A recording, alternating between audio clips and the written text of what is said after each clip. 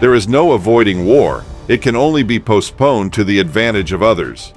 With some countries attempting to create their sixth-generation fighter projects and others attempting to understand the complexities of fifth-generation aircraft, the United States has once again repeated history by showcasing its jaw-dropping dominance in military aviation. They are now stepping into the uncharted territory of seventh-generation fighters. The great reveal of this news has left military powerhouses like Russia and China in a state of shock. In this video, we'll step into the novel world of seventh-generation fighters that the United States has ventured into. The generations. Countries such as the United States, Japan, Great Britain, Germany, and France are actively engaged in the development of the sixth-generation aircraft, and it's the United States who's leading this military marathon. There have been plenty of prototype flight tests for the sixth-generation fighter that have been conducted. Although the production has not yet begun, the B21 Raider is currently under development. This fighter is primarily building on the successes of the B-2 Spirit, with both of them featuring a flying wing design. The question is, what can we expect with the generation beyond what is already in the prototype stage? Months ago, this is what Gareth Jennings, aviation editor at Jane's, said. "To be honest, I've not heard anyone even mention seventh generation." He added that most Tier 2 nations that are building aircraft, Turkey, South Korea, etc., are building their own fifth-generation jets, while Tier 1 nations, US, UK, France, and partners, are looking at sixth generation. Seventh generation isn't really a thing as yet. Even though he said that, he also shed light on some possibilities. That said, it is possible to look at the progression of previous generations and generalizing that forward to take an educated stab at what might be features in a seventh-generation jet. Before we speak of the seventh generation, there's a huge myth that needs to be revealed. It's that these generations don't exist. The use of generations has only come into use as a way of classifying aircraft after Lockheed Martin used the term fifth generation to describe the F-35. After his description, all the previous aircraft were backfilled into the generations they seemed to fit in.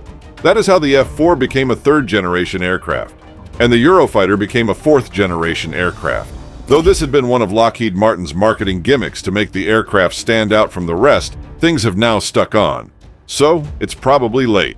The U.S. Air Force has broken down the respective capabilities of the generational designations, and they begin with the first generation with jet propulsion as the capability. The second generation involves the use of swept wings, range-finding radar, and infrared-guided missiles, whereas the third generation involves supersonic flight, pulse radar, and missiles that can engage opponents from beyond visual range. The fourth generation has capabilities such as high levels of agility, some degree of sensor fusion, pulse Doppler radar, reduced radar signature, fly-by-wire, look-down or shoot-down missiles, and many more. According to Jennings, the thing about generations is that every new generation focuses on several key performance attributes, while also retaining the key performance attributes that defined the previous generations. He cites an example of the third generation F-4 Phantom, which retained the supersonic speed that had primarily defined the previous generation, but had also added advanced mission computing and guided missiles. Also, when things came to the fourth generation aircraft, it adopted all of this and added fly-by-wire and advanced avionics, whereas the fifth generation took all of that and added stealth, sensor fusion, and super cruise. Now, the sixth generation is in the making, and the United States only has to begin with production. This generation will adopt all the capabilities of the previous generation and will even add capabilities that haven't yet been defined. These would include flexible payloads, an adaptable airframe, long-range sensing, analytics and computing, laser-directed energy weapons, advanced materials, intelligent maintenance, dynamically reconfigurable architecture, cyber protection, manned-unmanned teaming, trusted artificial intelligence reasoning, airspace integration, hypersonic propulsion technologies, space technologies, and even a future wearable cockpit. But apart from all of these, one of the most important facts about the sixth generation is that it is designed to be affordable and to utilize futuristic manufacturing processes and methods. Beyond the sixth generation, when we take a look at the past 80 years, the upgrade in aircraft has been astonishingly steady. With that being said, the general idea of the seventh generation aircraft is indeed intriguing. No doubt at least a part of the current aerospace sector is thinking beyond the currently in development aircraft. especially in the United States where aircraft development is at its peak. With every new generation offering a novel marvel before us, the question is, what could the next generation look like?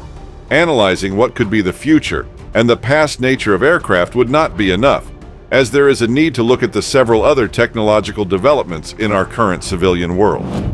Rob Enderle of the Enderle Group, who is a technology analyst, said, "With the advent of the metaverse, 3D metal printing, and the increasing capabilities of realistic simulation, our ability to create new weapons, including fighters, quickly is advancing significantly."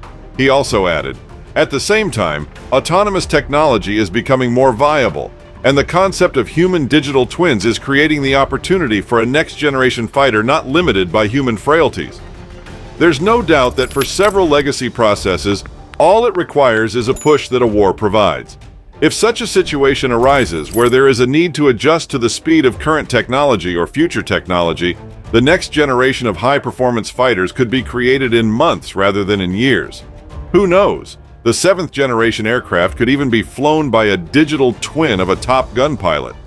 So the seventh-generation fighter may not be decades in development and could actually be a response or even a reaction to what the sixth generation has to offer. According to Jennings, anything that can now be imagined as being a viable and desirable technology and capability is already being addressed in the sixth generation. This means that it is quite hard to imagine what hasn't yet been conceptualized or invented. He says that by the time the seventh generation is to be implemented, the technology would exist to remove the pilot altogether and for the platform to be fully unmanned. The aircraft would be far from being remotely piloted, as it would be autonomous in its own right. He says that the seventh generation could be far apart from a technological idea and would act as a more ethical and moral idea. Jennings added, "In terms of programmatics, as with the fourth, fifth, and sixth generation, it is likely that any seventh generation program will be an effort in multinational collaboration, in the West at least, due largely to the costs involved in such an undertaking, as well as the need for common requirements, and to maximize the exports that will help pay for it," Jennings added. With technology on a rapid hike, it opens new opportunities. This includes materials being printed, advancing prototyping, and computer-aided design, speeding up the development. The wide gap between different generations has progressively lengthened as technologies have evolved to become more complex, but also more stable. The big jumps that were seen in the initial point of the jet age in aviation technology have now become much more incremental. With development, manufacturing, procurement, operating, and sustainment costs rising, highly advanced nations such as the United States could have the initial buy-in when it comes to this technology. While other nations may struggle with the previous generations, military and technology can push aviation beyond the 7th century. But Jennings concluded with these words of his opinion, "As such, I wouldn't expect 7th generation to enter the discourse until probably the 2070s or even later." Well, what do you think? Will the United States hop into the new 7th generation fighter soon? And how do you think this aircraft will be?